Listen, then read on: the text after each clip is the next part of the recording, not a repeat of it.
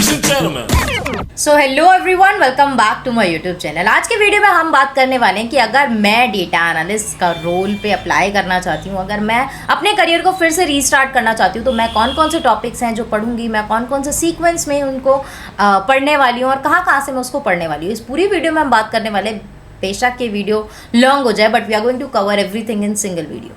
तो चलिए शुरू करते हैं। डेटा एनालिसिस रोल के लिए सबसे ज़्यादा ज़रूरी ये होता है कि आपको ये पता हो कि डेटा एनालिसिस होता क्या है। तो सबसे पहले आपको अंडरस्टैंड करना है बेसिक किसी भी कोर्स से, आप गूगल पे जाके सर्च कर सकते हो इंट्रोडक्शन टू डेटा एनालिसिस। ये सबसे नंबर 1 स्टेप होता है, क्योंकि अगर आपको ये पता होगा कि डेटा एनालिसिस में आपको करना क्या क्या पड़ेगा, क्या क्या स्टेप्स होते हैं, कौन सी एक लाइफ साइकिल होती है जो आपको फॉलो करनी पड़ेगी, कौन कौन से स्टेप्स होते हैं आपको फॉलो करने पड़ेंगे डेटा एनालिसिस के प्रोजेक्ट को बनाने के लिए, तो वो आपके लिए ईजी हो जाता है, क्योंकि everything makes sense after you know कि आपको करना क्या है। जैसे ही आपको ये पता चल जाता है तो आपके लिए इजी हो जाएगा। तो मैं सबसे पहले जाऊंगी डेटा एनालिसिस के बेसिक कोर्स में। इसमें आपको पेड कोर्स की तरफ जाने की ज़रूरत नहीं है, आप कोई भी एक फ्री कोर्स ले लो।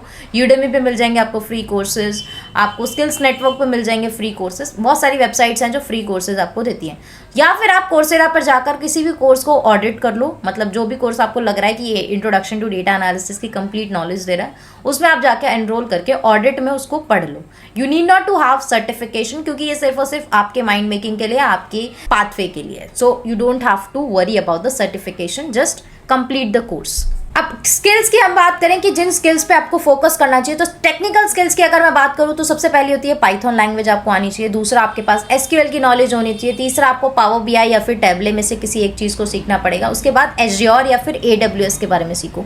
क्यों मैं इसको डेटा एनालिसिस के अंदर ऐड करी हूँ? क्योंकि हर कोई डेटा एनालिस्ट रोल के लिए अप्लाई कर रहा है, लिंक्डइन पे जा रहा है, सर्च कर रहा है डेटा एनालिस्ट और उसी को अप्लाई कर दे रहा है। बट नहीं, आपको ऐसा नहीं करना है। डेटा एनालिसिस मतलब एक टास्क है, ये डेटा एनालिसिस, ये कोई जॉब रोल नहीं है।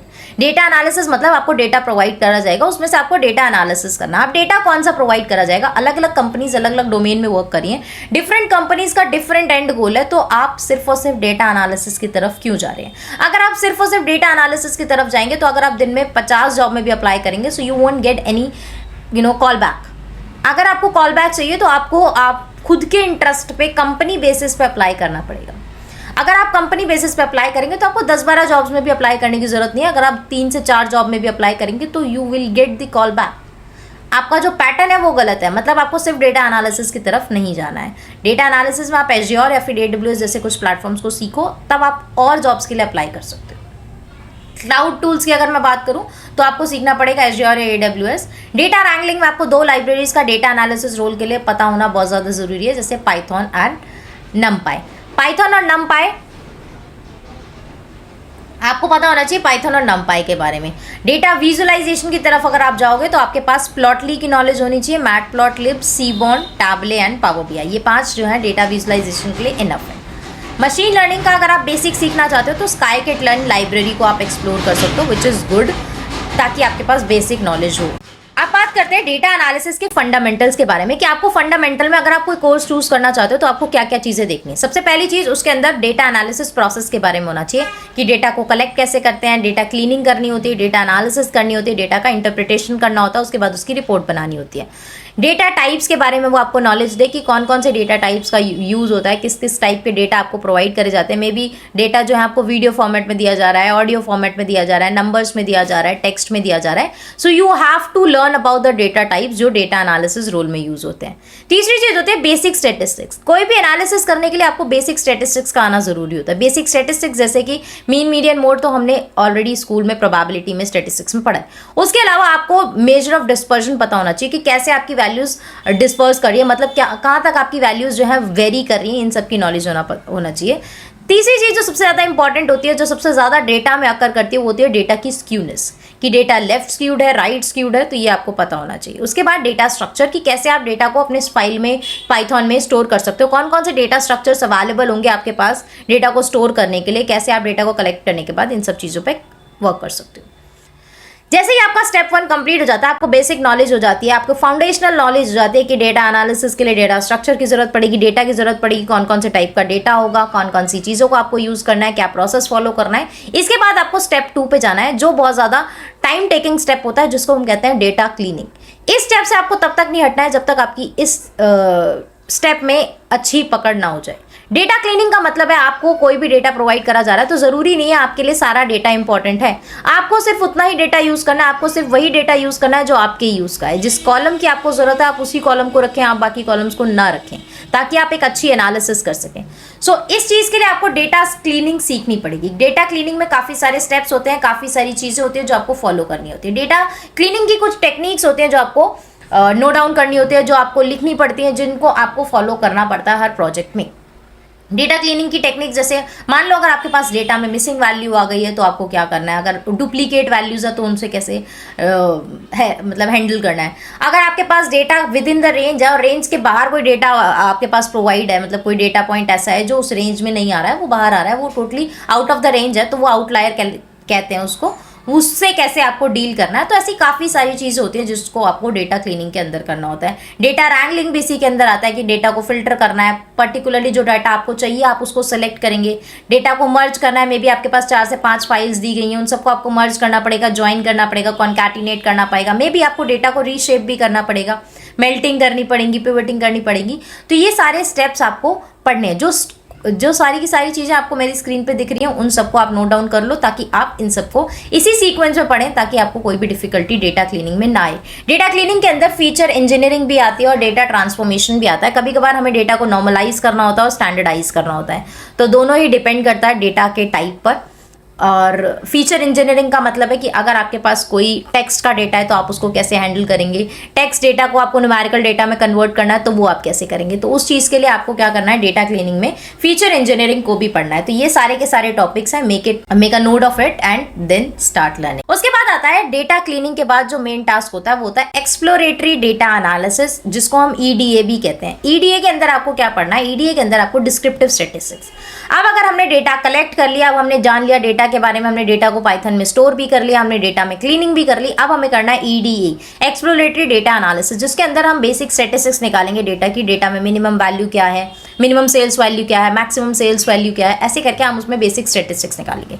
बेसिक स्टैटिस्टिक्स, समरी स्टैटिस्टिक्स के लिए भी पाइथन में काफी सारे फंक्शन होते हैं, तो आपको कस्टम फंक्शंस बनाने की जरूरत नहीं है, इनबिल्ट फंक्शन का यूज करके आपको पहले ये सारे की सारी चीजें पढ़नी है। उसके बाद कोरिलेशन एनालिसिस भी इसी के अंदर आता है, कोवेरियंस भी इसी के अंदर आता है। जैसे ही आप एक्सप्लोरेटरी डेटा एनालिसिस में डिस्क्रिप्टिव स्टैटिस्टिक्स निकाल लेते हैं डेटा के बारे में, तो आपको जो नेक्स्ट स्टेप करना होता है वो होता है डेटा विजुअलाइजेशन का। डेटा विजुअलाइजेशन में काफी सारी टेक्निक्स होती हैं, जैसे आप बार प्लॉट करेंगे, बार प्लॉट कब प्लॉट करना है, हिस्टोग्राम कब प्लॉट करना है, आपको कोई और प्लॉट लेना है लाइक हीट मैप वगैरह, तो वो कब लेना है, कब कौन सा ग्राफ प्लॉट करना है, इन सब के बारे में भी नॉलेज होना जरूरी है। क्योंकि अगर आपको ये नहीं पता होगा तो आप कभी भी कोई भी ग्राफ बनाएंगे which makes no sense to the existing question, तो उस केस में आपका जो एनालिसिस है वो गलत काउंटर किया जाएगा। उसके बाद आपको डैशबोर्ड बनाना है। एक single graph banana is different और डैशबोर्ड बनाना डिफरेंट। डैशबोर्ड के अंदर 4 से 5 ग्राफ होते हैं। अगर आप सिर्फ एक ग्राफ देखते हैं तो उसके अंदर हम 2 पैरामीटर्स होंगे, एक्स एक्सिस होगा, वाई एक्सिस होगा, मे बी जेड एक्सिस भी होगा। तो उस केस में क्या होगा कि आप एक सिंगल ग्राफ है, बट अगर हम डैशबोर्ड क्रिएट करेंगे तो मैं 5 से 6 फैक्टर्स को एक ही ग्राफ पे, एक ही पेज पे डिस्प्ले कर सकती हूँ, तो उसको हम डैशबोर्ड कहते हैं। डैशबोर्ड बनाना आना चाहिए, क्योंकि डैशबोर्ड से ही आपका डेटा एनालिसिस में पावर बीआई की जो चीज़ें होती है वो पता लगती हैं। डैशबोर्ड्स क्रिएट करने के लिए पावर बीआई और टैबले जैसे टूल को यूज़ किया जाता है, मे बी प्लॉटली को भी यूज़ किया जाता है, जब आप सिर्फ और सिर्फ पाइथन से data analysis and data visualisation करते हैं। अब इन सब चीज़ों को करने के लिए आपको पीसीए वगैरह भी सीखना पड़ेगा। उसके बाद एसक्यूएल की एक मेन इंपॉर्टेंस होती है डेटा एनालिसिस रोल पे, क्योंकि जब आप डेटा लेके आते हो, मतलब आप अपने पाइथन में नोटबुक में डेटा लेके आते हो, तो उसके लिए आपको एसक्यूएल चाहिए होता है। एसक्यूएल मतलब structured query language. Structured query language मतलब जिसके अंदर आप अपने डेटा को स्टोर करेंगे एक प्रॉपर स्ट्रक्चर में, जिसमें रोज होंगे, कॉलम्स होंगे, टेबल्स होंगी, मल्टीपल टेबल्स के बीच में रिलेशनशिप होंगे। उन्हीं रिलेशनशिप से आप किसी भी डेटा को कभी भी कॉल कर सकते हो। तो उसके लिए आपको एसक्यूएल सीखना पड़ेगा। एक चीज़ नोट करना यहाँ पे ज़रूरी है, आप एसक्यूएल सीख रहे हो, आप पावर बीआई सीख रहे हो, आप टैबले सीख रहे हो, आप पाइथन सीख रहे हो, आपको इन सब सारी चीज़ें आपने अलग अलग सीख ली। उसके बाद आपको किस चीज़ पर ज़्यादा फोकस करना है, वो है इन सबकी कनेक्टिविटी पे, कि किस सीक्वेंस में आपको इन सारी चीज़ों को कनेक्ट करना है। आपको एसक्यूएल से पाइथन को कनेक्ट करना है, पाइथन को पावर बीआई से कनेक्ट करना है, पावर बीआई पे फिर डैशबोर्ड बनेगा जो आप डिस्प्ले कर सकते हो।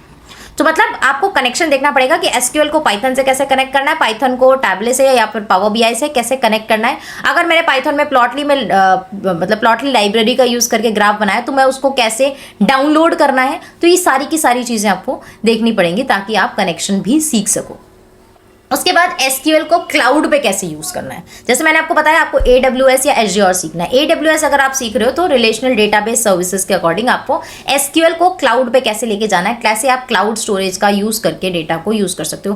कंपनीज क्लाउड पे वर्क ज्यादा करती हैं क्योंकि डेटा स्टोर करना ईजी हो जाता है। तो उस केस में आपको क्लाउड जो आप सीख रहे हो AWS एज्योर जैसे क्लाउड्स को, तो उसमें आपकी जॉब लगना ज़्यादा इजी हो जाता है। इसलिए AWS एज्योर का आप देख लेना मार्केट कंपटीशन कितना है, कितनी कंपनीज में आपको, आपकी टारगेट कंपनी क्या उस चीज़ को रिक्वायरमेंट पे रख रही है या नहीं रख रही है, उसके अकॉर्डिंग आप दोनों में से कोई एक सीखना। उन दोनों में से एक सीखते हुए आपको ये भी देखना है कि एसक्यूएल का इंटीग्रेशन, मतलब एसक्यूएल से डेटा कैसे एक्सट्रैक्ट करते हैं, ट्रांजैक्शनल डेटा कैसा होता है, इंडेक्सिंग कैसे करते हैं, परफॉर्मेंस की सारी चीज़ें आपको सीखनी पड़ेंगी। मेक श्योर आप विंडोज फंक्शन को भी कवर करें। विंडोज फंक्शन आपके एडवांस एनालिसिस में हेल्प करता है। विंडोज फंक्शन जैसे रैंक फंक्शन, रो नंबर का फंक्शन हो गया, लीड का फंक्शन हो गया, लैग फंक्शन हो गया, ये सारे के सारे फंक्शन जो होते हैं विंडोज फंक्शन होते हैं जो एडवांस एनालिसिस में हेल्प करते हैं।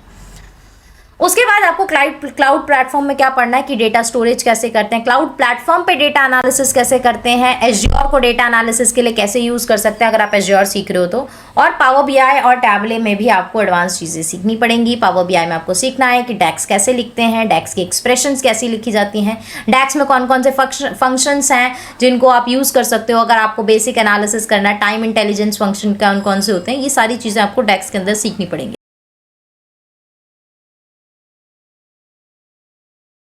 सबसे इंपॉर्टेंट टॉपिक होता है टाइम सीरीज एनालिसिस। अगर आप फाइनेंशियल की तरफ जाना चाहते हो, अगर आप ऐसी कंपनीज में जाना चाहते हो जो फाइनेंशियल डेटा या फिर बैंकिंग की साइड पे या फिर स्टॉक मार्केट की साइड पे है, तो आपको टाइम सीरीज एनालिसिस करना है। टाइम सीरीज एनालिसिस सिर्फ इसी डोमेन में नहीं होता, बाकी डोमेन्स में भी होता है। तो टाइम सीरीज एनालिसिस इसलिए इंपॉर्टेंट होता है क्योंकि कभी कभी आपसे ये पूछा जाता है कि 90 डेज के पीरियड में आप मुझे बताओ कि इस डेटा में क्या चेंजेस आए थे, 90 डेज के पीरियड में क्या हमारी कंपनी ने कोई ग्रोथ करी है, क्या पर्टिकुलरली इस प्रोडक्ट का कोई ग्रोथ रहा है हमारे लेटेस्ट कैंपेन से, या कोई भी चीज़ हो सकती है। तो टाइम सीरीज एनालिसिस उस केस में काफ़ी ज़्यादा इंपॉर्टेंट होता है क्योंकि इसमें आपको पीरियड के अकॉर्डिंग चीज़ें एनालाइज करनी होती है। आपको एंटायर ईयर का डेटा नहीं करना है, आपको क्वार्टर्स पे नहीं जाना है, आपको टाइम सीरीज एनालिसिस करनी है।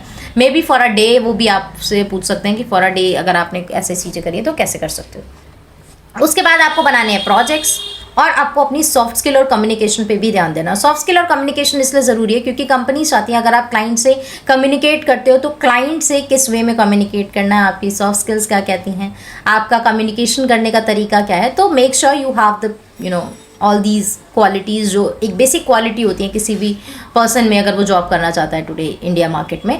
तो आपको क्लाउड बेस्ड प्रोजेक्ट्स भी बनाने हैं, आपको नॉर्मल प्रोजेक्ट्स भी बनाने हैं। Normal projects in the sense जो स्टैटिक प्रोजेक्ट्स होते हैं जैसे रिटेल वगैरह के हो गए, ई-कॉमर्स के हो गए, कस्टमर का सेगमेंटेशन, ये सारी बेसिक प्रोजेक्ट्स के नाम ले रही हूँ मैं। आपको एडवांस प्रोजेक्ट्स भी बनाने हैं जैसे टाइम सीरीज एनालिसिस में आपको रियलिस्टिक डेटा ले लो, आप रियलिस्टिक डेटा पे चीज़ें बनाओ। तो आपको क्लाउड बेस्ड भी बनाना है जिसके अंदर आप एंड टू एंड मतलब क्लाउड पे वर्क करेंगे, मतलब क्लाउड से डेटा आएगा, आप वहीं से डेटा को यूज़ करेंगे, एपीआई का इंटीग्रेशन करेंगे, रिपोर्ट जनरेशन भी होगा, वो कंप्लीट क्लाउड बेस्ड प्रोजेक्ट्स के अंदर आता है। स्टैटिक मतलब कि आप डेटा डाउनलोड करेंगे कैगल वैगल की वेबसाइट से और उसी के ऊपर आप एनालिसिस करेंगे। तो आपको अपने पोर्टफोलियो में दोनों टाइप के प्रोजेक्ट्स डालने हैं, चाहे वो एनालिसिस स्टैटिक वाले हों या फिर क्लाउड वाले हों। उसके बाद आती है सॉफ्ट स्किल की बारी। तो सॉफ्ट स्किल में मतलब आपको क्या प्रैक्टिस करना है मेजरली। मान लो आपने एक रिपोर्ट बनाई है, जो भी आपने रिपोर्ट बनाई है आप उसको पोर्ट्रे करने की कोशिश करो कि अगर ये रिपोर्ट है तो मैं इसको क्लाइंट को कैसे एक्सप्लेन करूँगा। अगर आपने ये चीज़ अचीव कर ली कि कि आपको इस रिपोर्ट को कैसे प्रेजेंट करना है क्लाइंट के आगे, तो that is what they will look into you. Like interviewer जो आपसे पूछेगा कि आप ये एक्सप्लेन करो, ये डैशबोर्ड जो आपने मुझे बनाया है, आप इस डैशबोर्ड को एक्सप्लेन करो दैट आपने क्या क्या चीज़ें इंक्लूड करी है, डेटा कहाँ से आया, एवरीथिंग। तो आपको ट्रांसलेट करना है डेटा इनसाइट्स को बिजनेस डिसीजन में। मतलब आपको ये नहीं बताना कि इस ग्राफ में 90% देखो आपको ग्रोथ मिलेगा, 20% नहीं। आपको ये बताना है कि बिजनेसेस इसका कैसे यूज कर सकते हैं। कि अगर मान लो आपकी फूड, आपका जो मान लो ब्लिंकिट है, तो ब्लिंकिट पे आप ये रेकमेंड कर सकते हो कि जो आपके डेली यूजेज प्रोडक्ट है उनमें काफ़ी ज़्यादा हाइप है, तो you should focus on adding more products on your website और ऑन योर एप्लीकेशन। तो उस तरीके से आपको बिजनेस डिसीजन की तरफ की, ताकि that make sense to the second person, क्योंकि हर कोई टेक्निकल बैकग्राउंड से नहीं होता है, तो उन लोगों को ये सारी चीज़ें टर्मिनोलॉजीज नहीं समझ में आएंगी कि 80% ग्रोथ है, प्रिसीजन ये है, एक्यूरेसी ये है। नहीं, you have to focus on business decision कि बिजनेसेस के टर्म्स में इसको कैसे प्रेजेंट किया जा सकता है, बिजनेसेस में ये कैसे हेल्पफुल रह सकता है, ये जो इंसाइट है जो डेटा से निकली इसका हम कैसे बिजनेसेस में यूज़ कर सकते हैं। मे बी लास्ट कैंपेन हमारा अच्छा नहीं था, but last to last campaign अच्छा था। लास्ट टू लास्ट कैंपेन में हमने 4 चीज़ें ऐसी करी थी जिसकी वजह से वो कैंपेन अच्छा गया था। था। 4 फैक्टर्स ऐसे थे जो डेटा एनालिसिस से हमें पता चले, जो मे बी फ्रीक्वेंटली अकर कर रहे थे, मोड निकाला अपने डेटा में बेसिक स्टैटिस्टिक्स से। तो आप ये सारी चीज़ें प्रेजेंट कर सकते हो, जिससे आप ये बता सकते हो कि करंटली जो आपने लास्ट कैंपेन रन किया था वो अच्छा नहीं था, बट अगर हमने लास्ट टू लास्ट कैंपेन का हम देखें तो 4 फैक्टर्स ऐसे थे जो हमारे कैंपेन को काफ़ी अच्छे पीक तक लेके गए, हमारे पे ज़्यादा अच्छी lead I, filtered lead I. ऐसे करके आप बता सकते हो कि आपको ये 4 फैक्टर्स जो हैं वो री इम्प्लीमेंट करने चाहिए अपने ऑनगोइंग या फिर कमिंग कैंपेन में, ताकि हमारे पास अच्छी लीड्स आएँ, ताकि हमारे पास अच्छे कस्टमर्स आएँ, फिल्टर्ड कस्टमर्स आएँ, हमें ज़्यादा उनको डीलिंग की ज़रूरत ना पड़े, वो खुद ही कन्वर्टेड लीड्स हों। तो ऐसे करके आपको पूरा डेटा एनालिसिस करना। अगर मैं स्टार्ट करती तो मैं ऐसे ही स्टार्ट करती। Don't forget to rewatch this video, इसके डिस्क्रिप्शन को चेक करना, जो जो मैंने टॉपिक्स मेंशन करे हैं वीडियो में, don't forget to go through each one of them and practise and make your notes. और क्लाउड बेस्ड प्रोजेक्ट बनाना मत भूलना, एज्योर AWS सीखना मत भूलना। मिलते हैं नेक्स्ट वीडियो में, बाय बाय।